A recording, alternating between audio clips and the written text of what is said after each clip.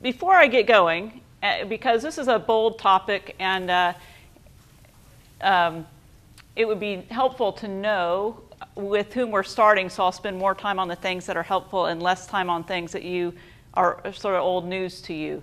So how many of you all have done, for instance, the Kaleidoscope Institute with Eric Law? Oh, several.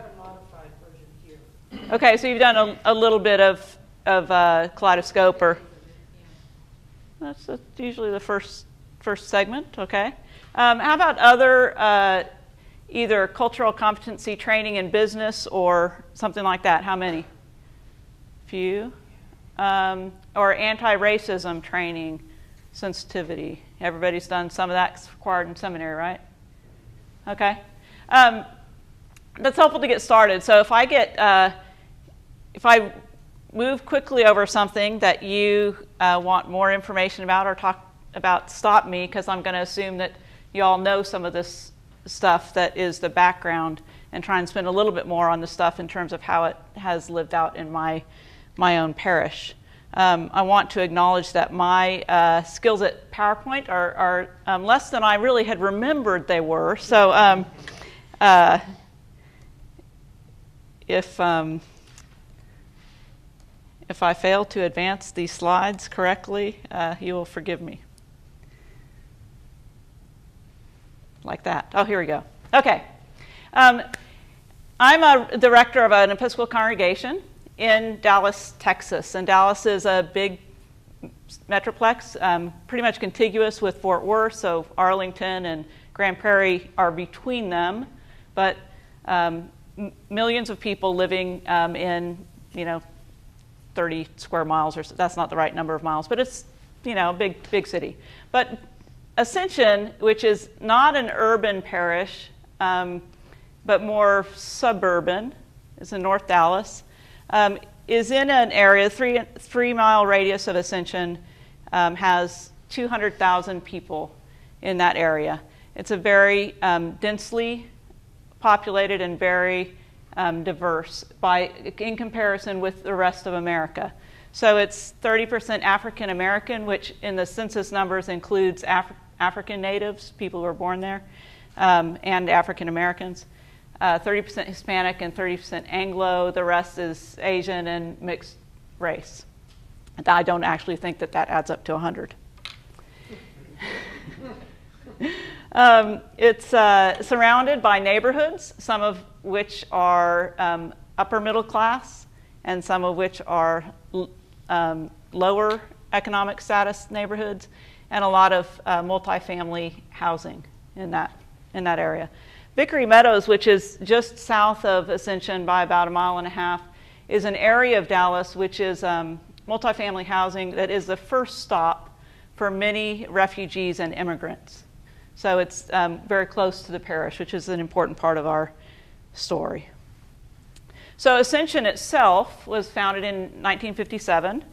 It's a broad church parish and a high church diocese, which is important also in our story.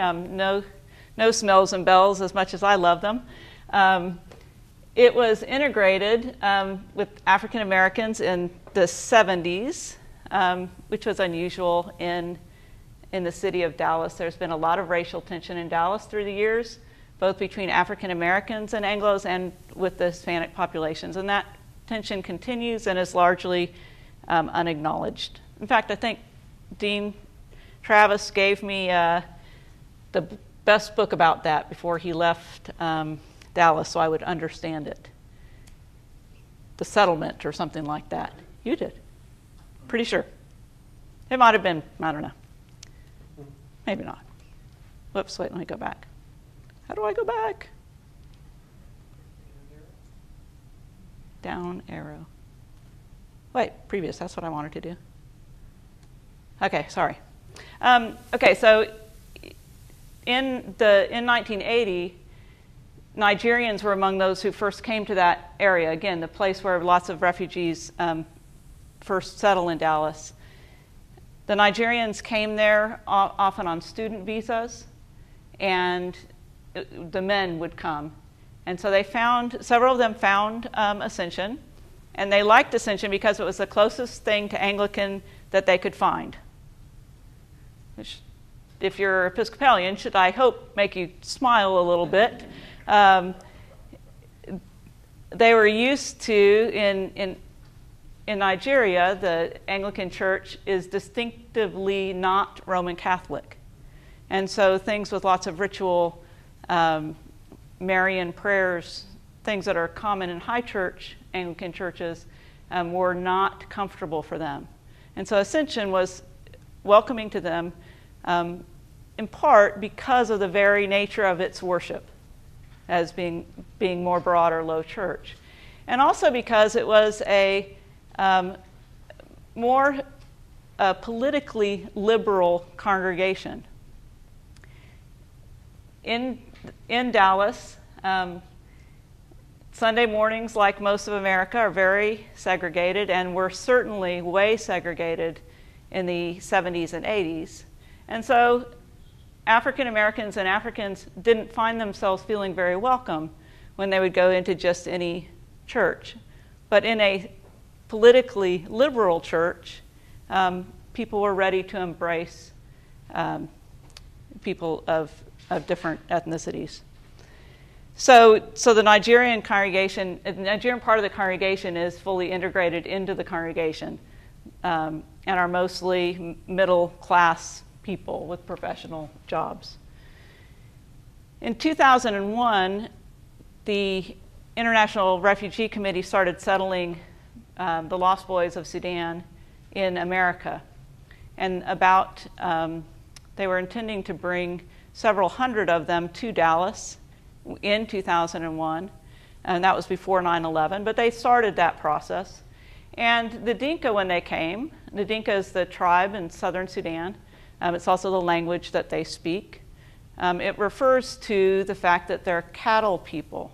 I think Dinka actually means cow, and but it refers to their sort of background as people who raise and keep cattle. The Lost Boys had been in refugee camps for about a dozen years, mostly in Kakuma in Kenya. And as they came into the United States to be settled, they settled in various cities, but including Dallas. And we had one Sudanese guy in our congregation, Charles Ding, and he was assigned by the International Refugee Committee to help be a liaison for these new Dinka refugees, all young men, all single. And they brought 12 of these refugees into Dallas a week after we had launched our new mission statement. And our new mission statement said in part that we hoped to reach out in our neighboring community with missions that witness to the love of Christ. Everything we had done in outreach to that point mostly was further away, not in our neighborhood. It was downtown, sending money somewhere else. And so we wanted to take this bold statement. We didn't have a plan. God had a sense of humor, though, because at our annual meeting, we announced this great mission statement. And the next week, Charles Ding goes to visit these refugees to whom he's been assigned. And he asks them, "Did you get to church?" And they said, "Well, we got on a bus. It said the Church of Christ on the side. And we went, and they were very nice. But we don't have any idea what they were doing." Because they were Episcopalians. They'd been part of the Episcopal Church in Sudan. Their habit was Eucharistically centered worship. And they recognized the pattern of the liturgy. And so he said, "I know where you need to go to church." And so the next week, Charles drove his Toyota Corolla down to Vickery Meadows, where they were living, and in shifts drove them to Ascension. And so without any knowledge of any of us, suddenly we had 12 young men, clearly not Nigerian, clearly people we didn't know. Most of us had never heard of the Lost Boys. If you had at that point, you were much better educated about such world affairs than we were. But after the service, the congregation spilled out into the narthex and surrounded them, and that was the beginning of the Dinka congregation. It's now our congregation is about 20% Igbo, about 50%